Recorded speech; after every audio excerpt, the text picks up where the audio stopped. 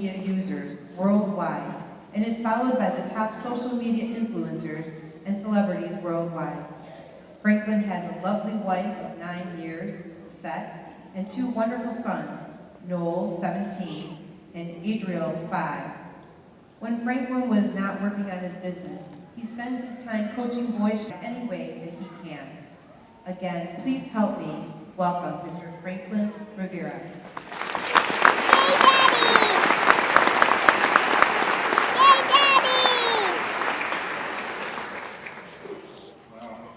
Thank you for the beautiful introduction. I am truly honored to be here. Forgive me if I'm a little emotional. Those 2 speeches kind of got to me. And as always, I like to blame it on watching a lot of Lifetime and Hallmark with my lovely wife. So if I tend to get a little emotional, someone just shout out, "Hey man, it's just a Hallmark or Lifetime." I'll get my bearings again. But actually, I feel as if it should be me that is congratulating all of you distinguished graduates out there. So let's give you a hand. Thank you. It's truly humbling to be here. You know, I'm always told that when you do a speech, you should start off with a joke. But as I got older, it seems like I'm the only one laughing at my jokes. So there I go again. Huh? But I did come prepared with a joke. So if you'd like to hear a joke, say, "Hey, yeah, we'd like to hear a joke," and I'll start off with a joke. Otherwise, we just get right into it. So how many people like to hear a joke? Joke? All right, great. So hopefully I can tell this correctly, and forgive me if you've already heard this, but I like this so much I have to tell it again. So this elderly woman was sitting at home, and she heard a loud noise, and she went to investigate. And she realized that someone had broken into her home. So she actually came face to face with the thief and froze in her tracks. She just didn't know what to do. She was scared. So being a religious woman, she just shouted out, "Acts 2:38," and the guy froze. And well, the guy stood there until the police came, and they arrested him, and they were really curious, like, how did this happen? I mean, what caused you to freeze in your tracks? He said, "Well, when I came in there, she said Acts 2:38. I thought that she was saying she had an accent 2:38. I'm glad that one went over well.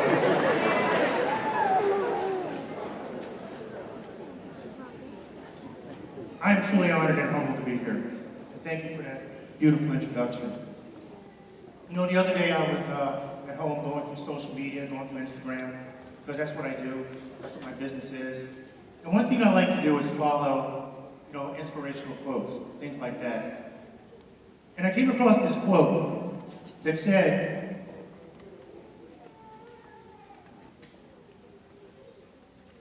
"Your purpose is the reason for your journey, and passion is fire that lights the way." Your purpose is the reason for your journey, and passion is fire that lights the way. I thought to myself, how perfect is that? Because that is exactly what you embarked upon when you decided to go to Rasmussen College.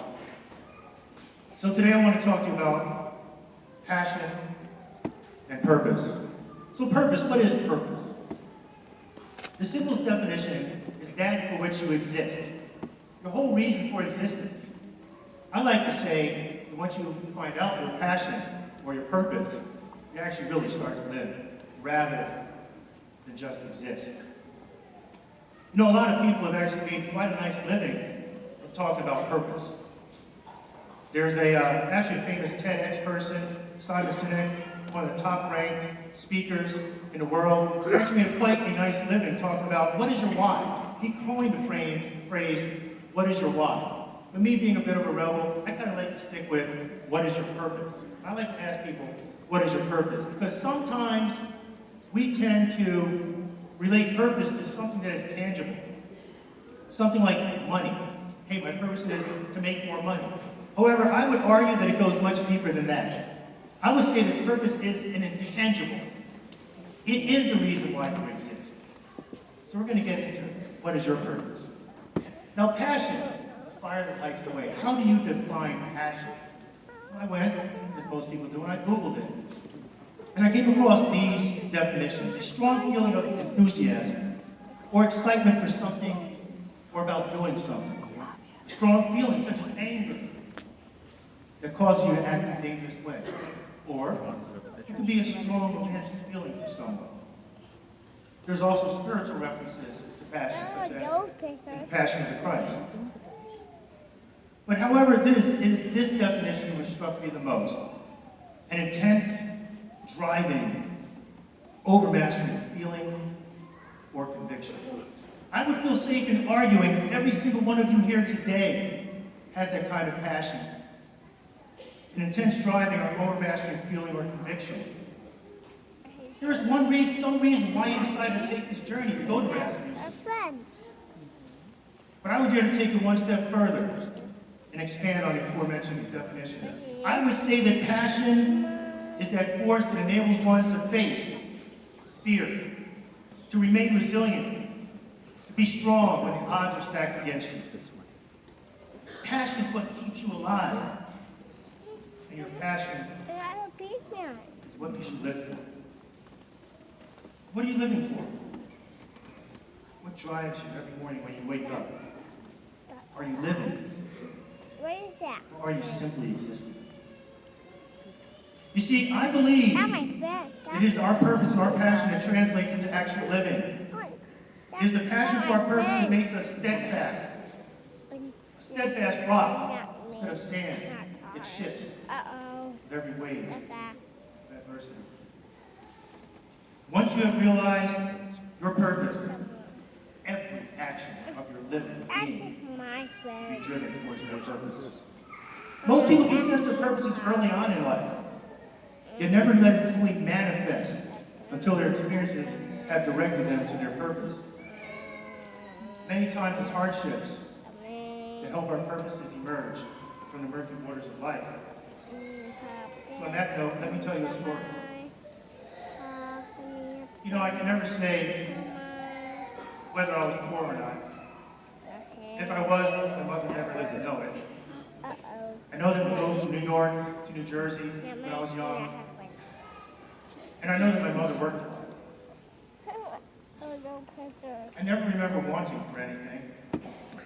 Perhaps now at an older age, it's just that military experience that kicks in and teaches me how to compartmentalize things. To keep my focus so that I don't lose direction from my purpose. Maybe that's why I tend not to remember some of the pleasant things growing up. I do remember stories my mother told me. Stories about my real father was quite abusive. The reason she had to have entire top row of teeth replaced. I know that I had been taken and hidden from her at a young age by my grandfather, that she searched for me, not knowing where I was. The same grandfather that I would grow so close to, felt so bad about hiding his grandchild from his son's ex-wife. I do remember the alcoholism.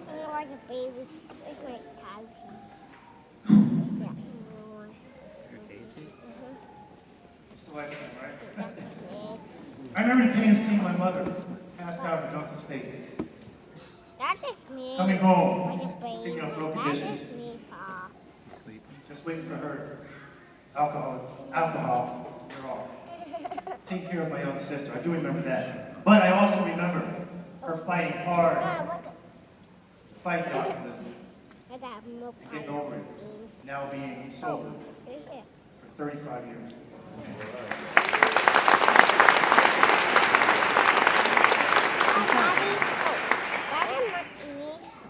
I remember how long after I graduated from high school, my mother said it would pain her to see me wearing the same clothes to school. I guess that's how I learned that, her clothes go together and flop things.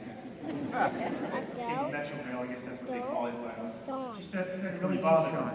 I do remember being in high school, my guidance counselor saying, "Are you sure you want to go to West Point?" I mean, we've had football players go there. I was just a scrawny, nerdy track star. I would never survive. Me all time. I even remember home family members telling me, are you sure you want to go? Are you sure you can make it? Little did they know that would make me want to make it even more. Now you may be wondering, what does all of this have to do with purpose or passion? You see, all of these memories or experiences were leading me to my purpose. At a young age, I had no idea what my purpose was. All I knew was to keep going, sort of like a young Forrest Gump. I remember a couple of What happened in the fridge? suicides. When I was 14, in my late 20s. Why? Oh, that's Was it. I always being spared? Yeah. Every obstacle, Go, mishap, or tragedy. I get back in there. Why couldn't I forget my father who showed up 17 years later In my phone. at West Point, Don't make it in my knowing that phone. everything he had done to my mother? No support, and I forgave him. Why? Those things. How did I make it out of Desert Storm, halfway to the Euphrates River, fighting Saddam's Republican Guard, his most feared military force? Why? Why did I make it out? Oh, that is me in the bathroom. And then why did I have it all? That's a big fix. That's you Lose it with a all big in fix. 2011. This is boat. You see, we often see the end result. You hear this introduction of, hey, he owns a company, sounds like the life I'd love to have. Or, wow, maybe he was born with a silver spoon in his mouth. Probably never had experience what I went through. But we never see what everyone had to go through But then, to get to where they are. You see, I did not realize my purpose again until 2011, when my family almost lost it all. When I met my wife in 2001, life was relatively good.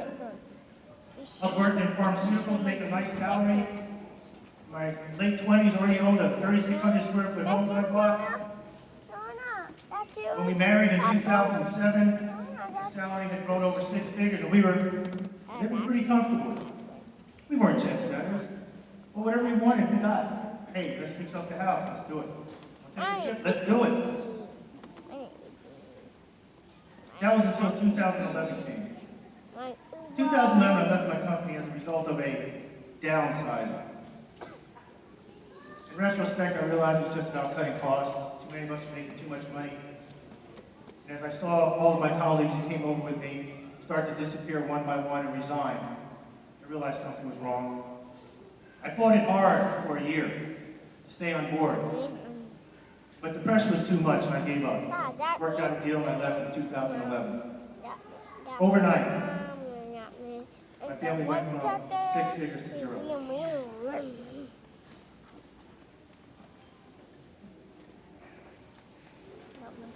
I remember as a pharmaceutical rep, I was working a place in Chicago. I was visiting a hospital or a clinic. And I remember having to park across the street. Yet the doctors had this nice, covered parking area. And I said, that just does not seem fair. Why is it that the people that are going for treatment have to park in the parking lot or across the street, and the doctors get to park in a nice covered parking lot? I said, that just does not seem right. Yet now it seems as if I was in their shoes. People treated me and my family horribly when shopping for groceries and paying with food stamps. They treated me like I always wanted a handout. I applied to a lot of jobs, and even with an MBA, I couldn't get one. So angry and hurt, I vowed never to put myself or my family in that situation again. And that's when I discovered my purpose. All of those years of hardships and trials were preparing me for the reason for my existence in this world. I vowed never to treat others the way I have been treated. That I would build a company that would treat people the right way. And not base their worthiness solely on talent or degree or age or even what their resume said. My company would be based on values, diversity of thought, and a passion to make a difference My purpose was to make a difference in the lives of as many people as I could touch. You've heard the saying, if each one can teach one, they will reach one. My experiences would not be kept to myself, but rather be shared with others, to empower them to live full lives for themselves, and to realize that our experiences are shaping us and preparing us for our purposes in life. Someone the other day asked me, I was at a networking event, I go to a lot of networking events. They said, Frank, you're everywhere. How do you do what you do? You're running a company, you're all over social media, you attend all these events, you're on the board of directors, you coach a track team. How do you do it? I have colleagues connect with me on Facebook that I graduated from the academy with. They're like, Frank, how do you do it? I'd love to do it, but I just can't. I gotta make some money, I have to work. The answer is simple. It's time to give back. That's how I do it. You know, that passion to make a difference fuels my every morning, my every conversation, and my every decision. My mother used to always say to me, to thine own self be true. My wife is the epitome of that saying, and as a result, a pillar of strength to me. But I never really understood that saying, to thine own self be true. But now it makes perfect sense. Because your purpose and passion will cause you to make decisions that others may not agree with. Many will not understand you. Many will not support you. But that's all right. That's all right. Your purpose is not your purpose. Once you realize that, life opens up.